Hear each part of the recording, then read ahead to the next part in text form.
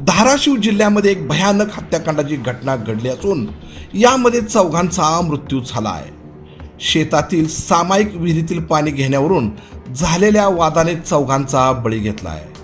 दोन्ही गटातील लोक पारधी समाजातील आहेत. धाराशिवच्या वाशी तालुक्यातील बावी गावच्या शिवारामध्ये काळे परिवाराची शेतजमीन आहे. मागील काही वर्षापूर्वी भाऊभाऊकीमध्ये या शेतजमिनीच्या वाटण्यात झाल्या होत्या. मात्र या शेतामध्ये असणारी विहीर ही सामायिक आहे.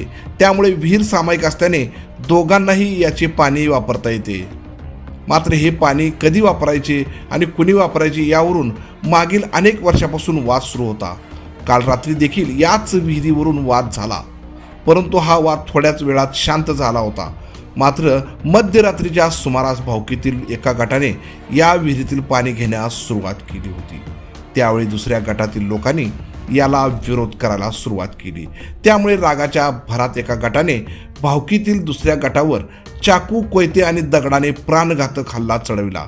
यामध्ये तिघांचा जागीच मृत्यू झाला आहे. यामध्ये 2 बाप लेक आहेत, तर एका महिलेचा उपचारात दरम्यान मृत्यू झाला आहे.